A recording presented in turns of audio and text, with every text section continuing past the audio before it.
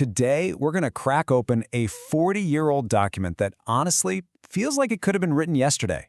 We're talking about Warren Buffett's 1986 letter to shareholders. We're going to see how he navigated a market that was absolutely wild and laid out a playbook that is just as powerful today. So get this, in 1986, Berkshire Hathaway's book value shot up by an incredible 26.1%. And this wasn't just a fluke, it was part of this amazing 22-year run where the value went from less than $20 a share to over $2,000. The results? Well, they speak for themselves. But 1986 wasn't just any year.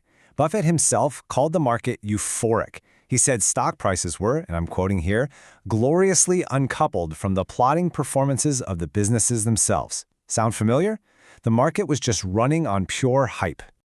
So, the big question is, how on earth did he pull off these kinds of results when everyone else was just caught up in the frenzy?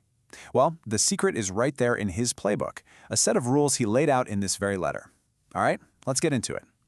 Okay, so rule number 1 has nothing to do with complicated spreadsheets or financial models. Nope, it's about people.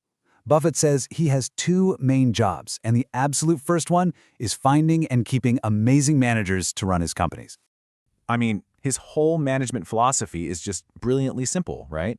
Find the best people out there, the legends in their fields, and then just let them do their thing. His most important contribution? Staying out of their way. And he completely lives by this idea, which the advertising genius David Ogilvy puts so well. See, Buffett isn't trying to be the smartest guy in every single room. He's trying to build a company of giants. And he gives them all the credit, praising his team by name.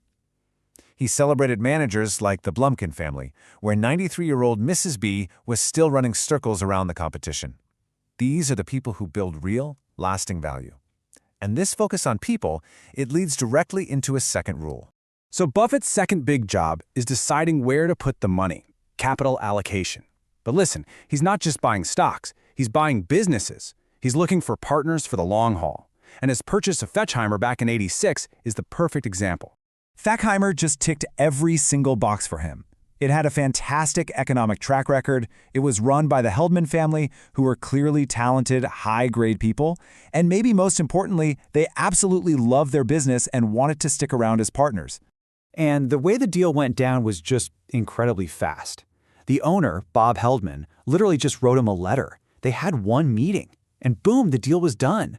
This wasn't some drawn-out bidding war, it was just a simple handshake between people who wanted to be in business together.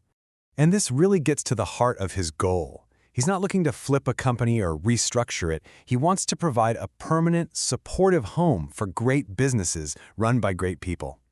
You know, it's the total opposite of that buy it, strip it, and flip it mentality we see so often. So what really made 1986 so unique? The market was just so hot. It was so euphoric that Buffett couldn't find a single large business that met his standards at a price that made any sense. So what did he do? While everyone on Wall Street was in a buying frenzy, Buffett did the exact opposite. He just waited, patiently. As he wrote in his letter, his big moves that year were paying down debt and just stacking up cash. I mean, that takes an incredible amount of discipline. And this, of course, brings us to his most famous saying. In the euphoria of 1986, greed was everywhere. Fear was nowhere in sight, so Buffett chose to be fearful. He was totally fine sitting on the bench, just waiting for the perfect pitch. He reminded his shareholders of a simple truth. A stock can't just keep outperforming the business behind it forever. You know, hype fades, but the actual math of a business's performance, that's relentless. Sooner or later, gravity always kicks back in. This brings us to the last rule from his playbook. And yeah, it's maybe a little more technical, but it's so important. It's about understanding the real scorecard. And to do that, you have to look past the normal numbers. Buffett argues that traditional accounting, what they call GAAP, can be seriously misleading. So to prove his point, he uses the example of Scott Fetzer, a company they had just bought. And he asks this one simple question that really gets to the core of how he values a business. Okay, look at this, because it's kind of mind-bending. On paper, you have the exact same business with 2 totally different net incomes. Company O is Scott Fetzer's earnings before Berkshire bought them. Company N is the earnings after. The new company's reported earnings were almost 30% lower. Why? Just because of accounting rules. The actual business, the cash it was generating, that was completely identical. And this is why Buffett focuses on what he calls owner earnings. It's basically his own formula to cut through all the accounting noise and get a much more realistic picture of a business's true cash-generating power. So for Buffett, the owner earnings for Scott Fetzer were exactly the same before and after he bought the company. And that number was a lot closer to that higher pre-acquisition figure. See, he's hunting for the economic truth, not some accounting fiction. That's the number that actually matters. Now, he's the first to admit that figuring out owner earnings isn't an exact science. It's a soft number. But quoting the economist John Maynard Keynes, he makes his point perfectly. He would much rather be kind of right about what really matters than be precisely wrong just by blindly following some flawed rules. And at the end of the day, that's the real lesson from Buffett's 1986 playbook. In a world that's always chasing the next hot thing, he built an empire on 4 ideas that never go out of style. Trust great people, build real partnerships, have the discipline to wait for your shot, and always focus on the real economic truth. In today's market, you gotta wonder.